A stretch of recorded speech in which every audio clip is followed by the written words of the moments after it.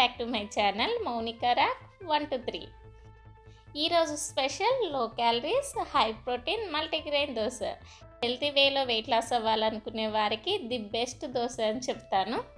ఇది చాలా బాగుంటుంది. రెగ్యులర్గా చేసుకునే దోశ ప్లేస్లో ఓసారి ఈ మిల్లెట్ దోశ ట్రై చేయండి. ఇది చాలా టేస్టీగా ఉంటుంది, అలాగే హెల్తీ కూడా. Let's start. ఒక బౌల్లో 1/2 కప్ అరికెలు తీసుకోండి. అలాగే పొట్టు తీయని మినుములు 1 కప్పు, తెల్ల జొన్నలు 1 కప్ తీసుకోవాలి. ఎల్లో కలర్ జొన్నలు కొంచెం ఒగరుగా ఉంటాయి, అందుకే నేను తెల్ల జొన్నలు తీసుకున్నాను. 1 కప్పు సజ్జలు తీసుకోండి. వీటన్నింటినీ ఒక బౌల్లో తీసుకొని వాటర్ పోసుకుంటూ 2 టైమ్స్ వాష్ చేసుకోవాలి.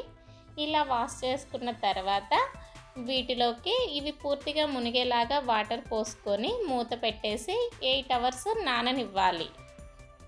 8 అవర్స్ తర్వాత వీటిని మిక్సీ జార్లో వేసుకోవాలి. గుర్తుపెట్టుకోండి, 8 అవర్స్ నానబెట్టుకుంటేనే దోశ సాఫ్ట్గా వస్తుంది. వర్కింగ్ ఉమెన్స్ అయితే మార్నింగ్ నానబెట్టుకొని ఈవినింగ్ రావడమే గ్రైండ్ చేసుకోవచ్చు.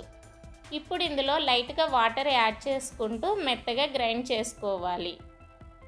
గ్రైండ్ చేసుకున్న పిండిని ఒక బౌల్లోకి తీసుకుందాం.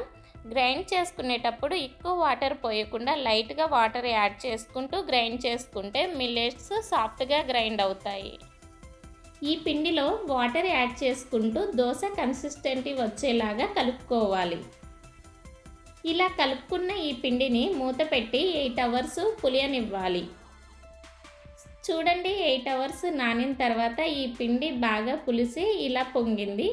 ఇప్పుడు ఈ పిండిని గరిటెతో బాగా కలుపుకోవాలి. ఒక చిన్న టిప్ అండి, మనం ఎప్పుడైనా బియ్యం కానీ ఇలా మిల్లెట్స్ కానీ నానబెట్టుకున్న వాటర్తోనే గ్రైండ్ చేసుకుంటే త్వరగా పులుస్తుంది. ఇప్పుడైతే ఈ పిండిని ఒక బౌల్లోకి తీసుకుందాం. నాకైతే దోశ క్రిస్పీగా ఉంటే చాలా ఇష్టం అండి. క్రిస్పీగా ఉండాలంటే కొంచెం లైట్గా వాటర్ యాడ్ చేసుకోవాలి. అందుకే నా కోసం సపరేట్గా బౌల్లో కొంచెం పిండి తీసుకుంటున్నాను. ఇందులో టేస్ట్కి తగినంత పింక్ సాల్ట్ వేసుకొని లైట్గా వాటర్ యాడ్ చేస్తూ కలుపుకోవాలి.